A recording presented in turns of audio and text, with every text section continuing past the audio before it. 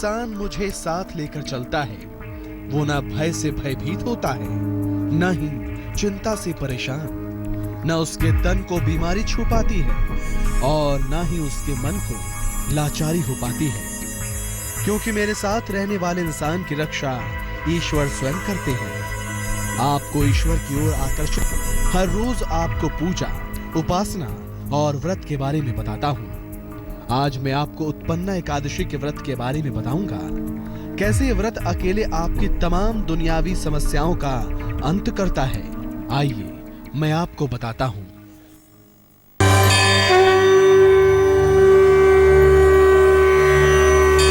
हिंदू धर्म में व्रत करने के तमाम फायदे बताए गए हैं। हर व्रत का अपना महत्व और अपनी मान्यताएं हैं, लेकिन आपको जानकर हैरानी होगी कि भले ही आप व्रत रखते हो, चाहे वो निर्जला हो या फलाहार, सभी तरह के व्रत में सबसे ज्यादा असरकारक और महत्वपूर्ण व्रत होता है एकादशी का व्रत। आज हम बात कर रहे हैं उत्पन्ना एकादशी के महत्व की। क्या है उत्पन्ना एकादशी का महत्व? व्रतों में सबसे महत्वपूर्ण व्रत एकादशी है। एकादशी व्रत रखने से मन की चंचलता खत्म होती है, धन संपदा हासिल होती है, शरीर के हार्मोन्स की समस्या ठीक होती है, व्यक्ति का मनोरोग दूर होता है। उत्पन्ना एकादशी व्रत से आरोग्य प्राप्त होता है। उत्पन्ना एकादशी व्रत से संतान प्राप्ति और मोक्ष मिलता है। इस व्रत से हर मानसिक समस्या दूर हो जाती है। ये व्रत मार्गशीर्ष कृष्ण पक्ष की एकादशी को रखा जाता है। इस व्रत में फल खाना शामिल किया गया है। इस मौसम में स्वास्थ्य की दृष्टि से फल खाना अच्छा होता है। उत्पन्ना एकादशी व्रत से जुड़ी ये बातें जानकर आपको इस व्रत के महत्व के बारे में तो पता चल गया है, लेकिन इस व्रत को करने के कड़े नियम भी हैं, उनको भी जान लीजिए। कैसे रखा जाता है एकादशी व्रत? ये व्रत दो तरह से रखा जाता है, निर्जला और फलाहारी या जलीय व्रत। निर्जला व्रत को स्वस्थ व्यक्ति को ही रखना चाहिए। अन्य लोगों को फलाहारी या जलीय व्रत रखना चाहिए। इस व्रत को दशमी को रात में भोजन नहीं करना चाहिए। एकादशी को सुबह श्री कृष्ण की पूजा की जाती है। इस व्रत में सिर्फ फलों का ही भोग लगाया जाता है। इस दिन केवल जल और फल का ही सेवन किया जाता है। एकादशी व्रत की महिमा और इसके महत्व के बारे में तो आपने जान लिया। हमने आपको यह भी बता दिया कि इस व्रत को रखने के नियम क्या हैं, जिससे आप इससे अधिक लाभ उठा सकें। लेकिन यहाँ आपको कुछ ऐसी बातों का भी ख्याल रखना है जो नहीं करनी है। तामसिक आहार पूरे दिन नहीं करना है। किसी से भी बुरा व्यवहार नहीं करना है। पूरे दिन बुरे विचारों से भी दूर रहें। प्रभु विष्णु को अर्घ दिए बिना दिन की शुरुआत न करें। केवल हल्दी मिले हुए जल से ही अर्घ दें। अर्घ के लिए रोली या दूध का इस्तेमाल न करें। सेहत ठीक न हो तो उपवास न रखें। सेहत ठीक न होने पर केवल बाकी नियमों का पालन करें। एकादशी व्रत के नियमों का पालन करके हम खुद के लिए लाभ उठा सकते हैं। इस व्रत के माध्यम से हम अपनी कामनाएं भी पूरी कर सकते हैं। इच्छा पूर्ति के लिए क्या करें? भगवान कृष्ण को फल चढ़ाएं। श्री कृष्ण को तुलसी दल और पंचामृत अर्पित करें। इसके बाद क्लीं कृष्ण क्लीं का जाप करें। भगवान से कामना की पूर्ति करें। इन सभी नियमों को पूरी श्रद्धा के साथ पूरा करने पर हर प्रकार की शुभ इच्छाएं पूरी होती हैं। संतान की कामना भी इस व्रत के माध्यम से पूरी की जा सकती है। व्रत के माध्यम से निसंतान दंपत्ति संतान की प्राप्ति कैसे कर सकते हैं, ये हम आपको आगे बताएंगे।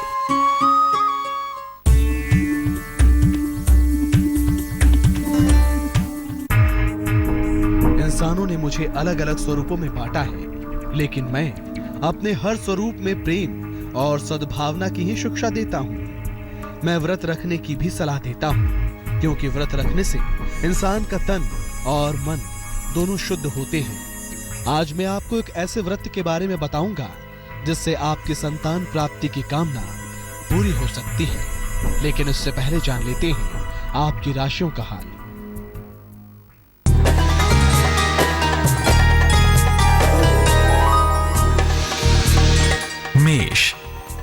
आंखों की समस्या हो सकती है।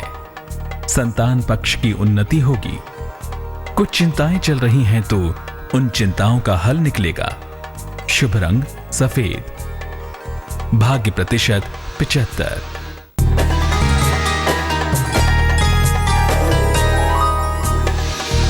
वृष, सर्दी जुकाम से अपने आप को बचाएं। किसी भी तरह का अनावश्यक तनाव न पालें। अपने धन खर्च पर ध्यान दें। शुभ रंग हरा। भाग्य प्रतिशत 60।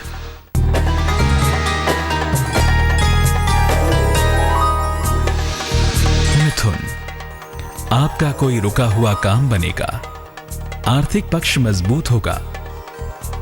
किसी भी प्रकार के अनावश्यक क्रोध से बचें। शुभ रंग गुलाबी। भाग्य प्रतिशत 79।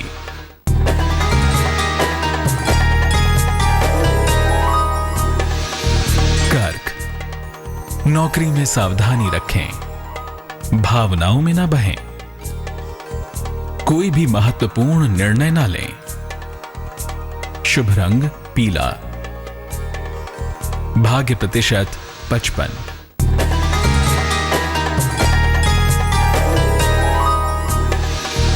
सिंह, आप यात्रा पर जा सकते हैं। आपको कोई शुभ सूचना मिल सकती है। बड़ा आर्थिक लाभ होगा। शुभ रंग लाल। भाग्य प्रतिशत 71।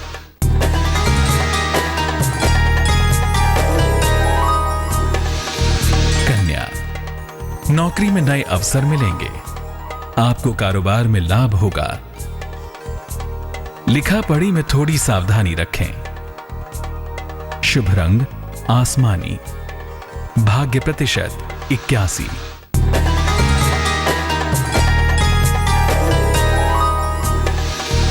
तुला, मानसिक रूप से बेहतरी होगी।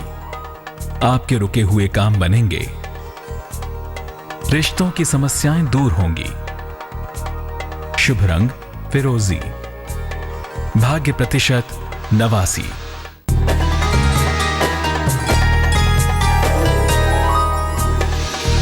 वृश्चिक, किसी भी वाद विवाद से बचें। अपनी यात्रा को अभी टाल दें। हनुमान जी की उपासना करें। शुभ रंग नारंगी। भाग्य प्रतिशत 49।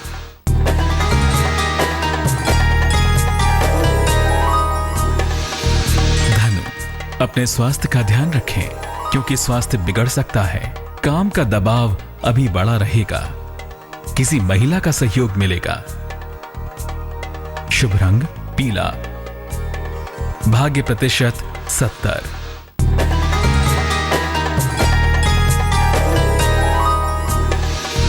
मकर, नई संपत्ति या वाहन खरीदेंगे।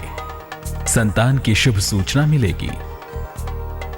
आपकी आर्थिक समस्या अब हल होगी। शुभ रंग भूरा। भाग्य प्रतिशत 83।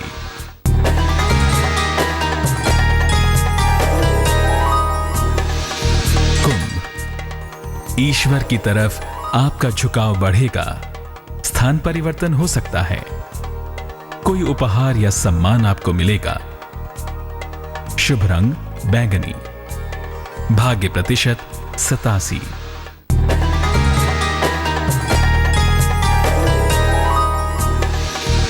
मीन, दुर्घटना से सावधान रहें। अभी कोई नया काम शुरू न करें। बड़े बुजुर्ग की सलाह से लाभ होगा। शुभ रंग नीला। भाग्य प्रतिशत 45। व्रतों में एकादशी का विशेष महत्व है। एकादशी का ही एक रूप है उत्पन्न एकादशी व्रत। इस व्रत के प्रभाव से आपके संतान प्राप्ति की इच्छा भी पूरी हो सकती है, लेकिन इसके लिए आपको सच्चे मन से रखना होगा उत्पन्न एकादशी का व्रत। आज मैं धन आपको बताऊंगा कि उत्पन्न एकादशी पर कैसे भरेगी आपकी सोनी गोद।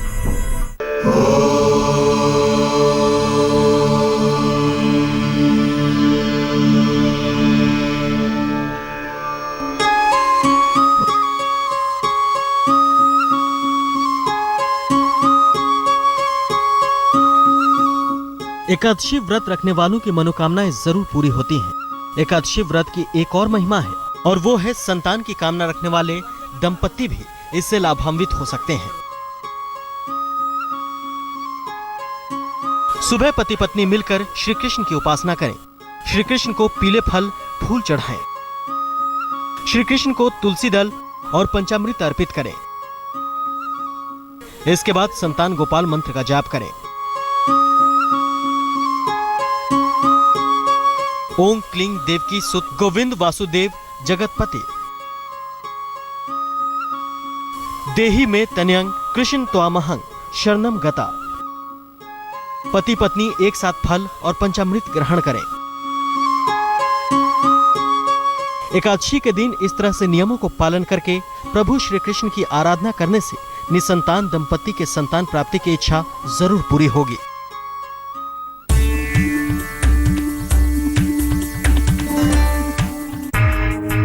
तो अब मैं चलता हूँ, कल फिर आऊंगा और आपको आपकी ही जिंदगी से जुड़ी ऐसी बातें बताऊंगा जो ना तो आपने पहले कभी सुनी होगी और ना ही कभी देखी होगी।